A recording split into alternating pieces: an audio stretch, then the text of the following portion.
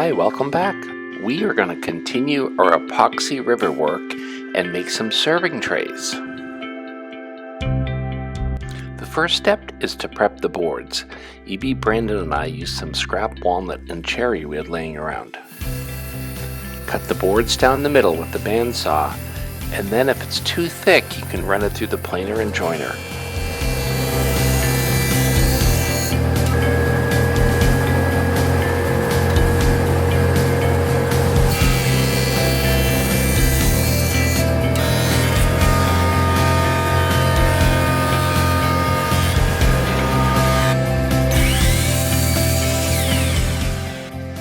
Key to getting a good bond with the wood and epoxy is to make sure you take all the bark off.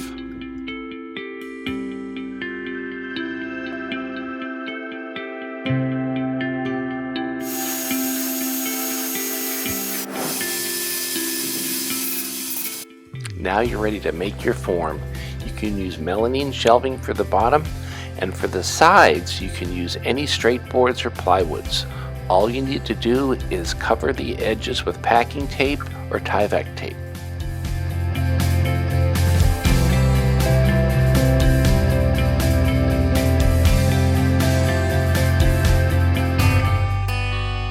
Be sure to caulk all the inside seams so the epoxy doesn't leak through.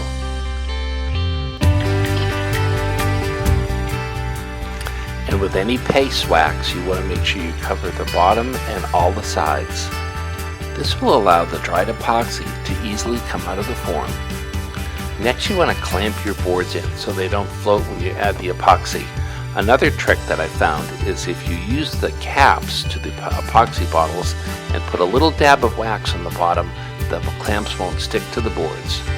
Next, you want to level your form with shims so the epoxy evenly distributes itself. We'll make 4 serving trays and try several different types of epoxies. There's always a part A and B, so follow the instructions with how much to add of each and mix thoroughly. If you want to use 2 different pigment colors, you'll want to split the batch.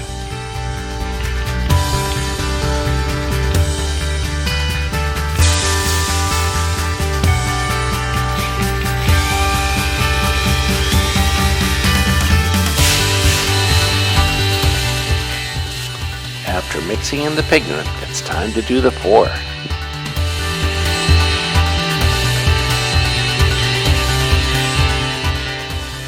Then with a stirring stick, you can make the pattern that you like.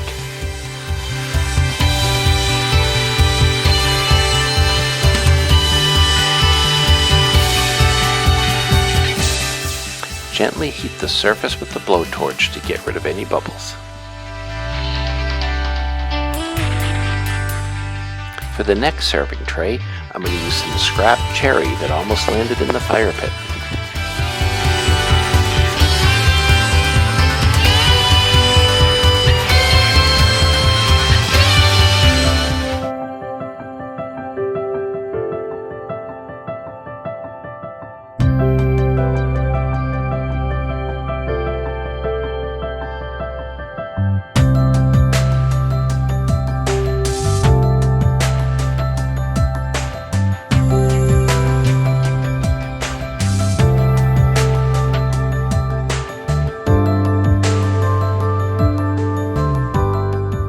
To keep things moving, we'll do serving trays 3 and 4 together.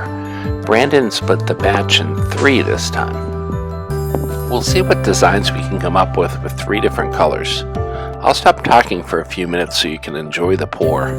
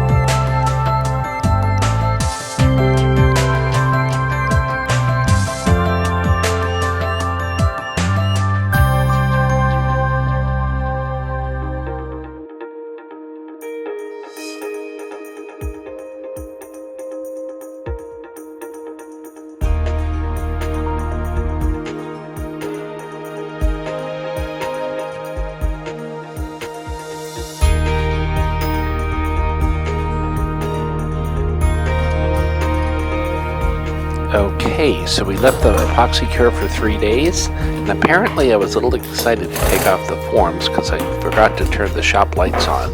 But here goes.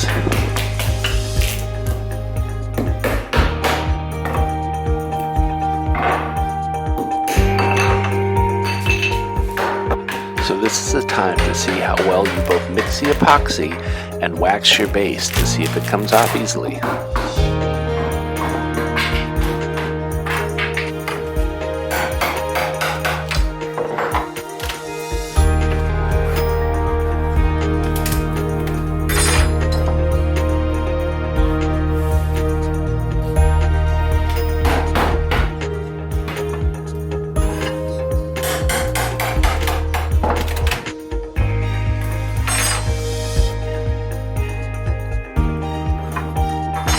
Happy with the results, now it's time to trim up the edges.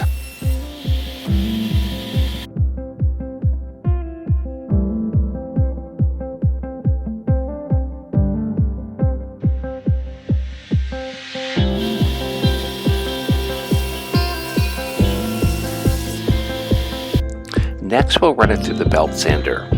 One benefit of making these smaller serving trays is that you don't have to use a router.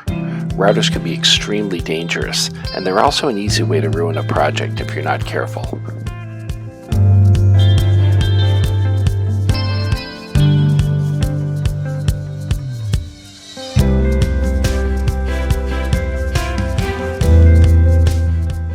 Once you get the top side flat, flip the boards and alternate the top and the bottom until you get both sides completely smooth.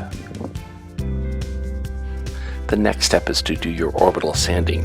Between each grade of sandpaper, I lightly drag a pencil over the grain so I can see where I've sanded. If you don't have access to a belt sander, you want to start with the coarser grits. Our belt sander went to 180 grit, so I started my orbital sanding at 240.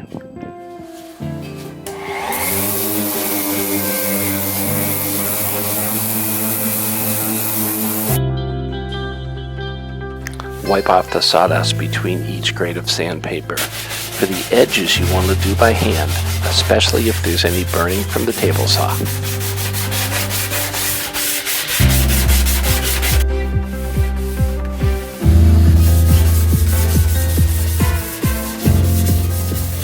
Time to apply the Odie's oil finish. I always apply it to the bottom first. You'll want to do both the top and the bottom on the same day to prevent any moisture from cupping the boards overnight. Rub the oil into the grain with a microfiber pad. These are made by 3M or Scotch-Brite.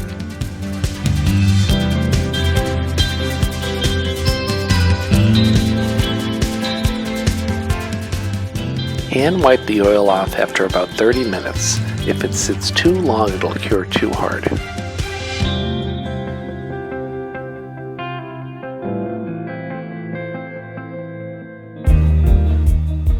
Later that day, I flipped the boards over and applied the Odie's oil to the top.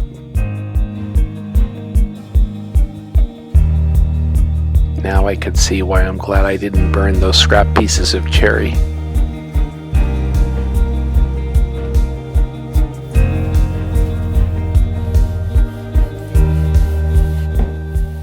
I went down to the hardware store and got some drawer handles to use on these serving trays.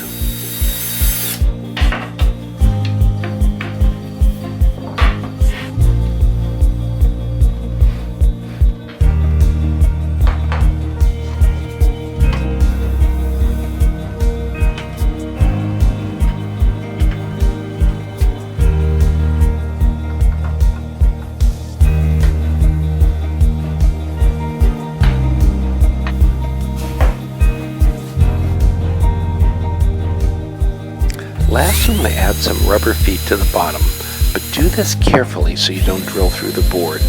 I added a piece of tape to the drill bit so I knew the depth. An alternative way to attach the rubber feet is to use the same screws for the handles so you don't have to drill into the board.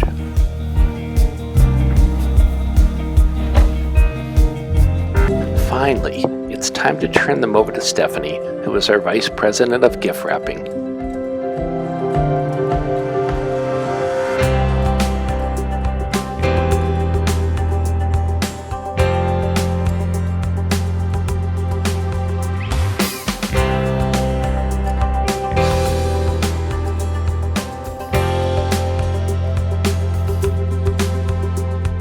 Making these serving trays are too fun, so we kept going. We hope this video was helpful, and we hope you make some yourself.